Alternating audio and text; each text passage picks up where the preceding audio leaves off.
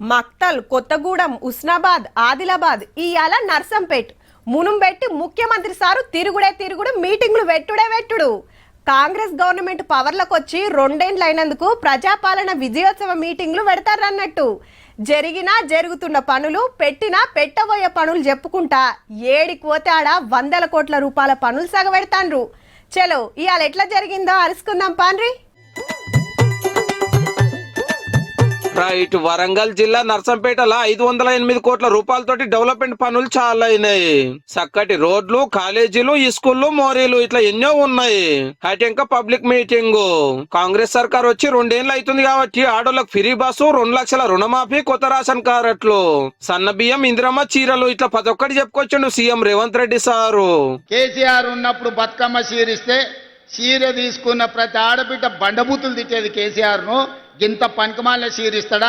మరి ఇప్పుడు మనల్ని ఎందుకు తిడుతురు అక్క అంటే, అక్కడక్కడ చీరలు రానోళ్ళు తిడుతురు. రేవంత్ ఏమైనా నష్టం వచ్చినాదయ్యా? ఇంతమందికి ఇచ్చారు, మా నలుగురికి ఇచ్చే ఊరంతా అయిపోతుండే కదా, మా నలుగురికి రాలేదని తిడుతున్నారు అన్న. తెలంగాణ అంతటా 3 లక్షల ఇందిరమ్మ ఇండ్లు కడుతున్నాం, ఇవి కాగానే ఇంకెన్ని ఇస్తామన్నాడు. ఏ ఊర్లో డబుల్ బెడ్రూమ్ ఇండ్లు ఇచ్చిండో చూపియమను, ముఖ్యమంత్రిగా నేనే వస్తా. వరంగల్లోనే మీ కాలనీ మొత్తం అసలు గుడిసెలు ఏముండవని మొత్తం కాలనీ ఊడగొట్టిండు. ఏమైంది? చివరికి ఇల్లు వీకి పందిరు వేసుకున్నట్టు బజార్ పాలైంది వాళ్ళ బతికే అని నమ్ముకుంటే. కోడి కొయ్యాలి, కళ్ళు కొయ్యాలి, దావత్ ఇయ్యాలి అని కూడా అడిగిండు వరంగల్లో. 61,000 సర్కార్ జాబులు ఇచ్చినాము, చెప్పునే ఇంకో 40,000 ఇస్తాం. వరంగల్ ఎయిర్పోర్ట్ పనులు మార్చి 31 లోపల సురువు చేస్తామని మాట ఇచ్చిండు సీఎం సారు. తెలంగాణను చెప్పున డెవలప్ చేస్తానికి తిప్పల పడుతున్నాము, పైసల కోసం ప్రధానమంత్రిని ఎన్ని మాటలైనా కలుస్తా, ఇయ్యకుంటే ఊకునే ముచ్చటే లేదన్నాడు. మీరు అండగా నిలబడితే ఢిల్లీనైనా ఢీ కొడతా, ఢిల్లీ నుంచి అయినా నిధులు తీసుకొస్తా. ఇక సర్పంచ్ ఎలక్షన్ల గురించి చెప్పుకుంటా.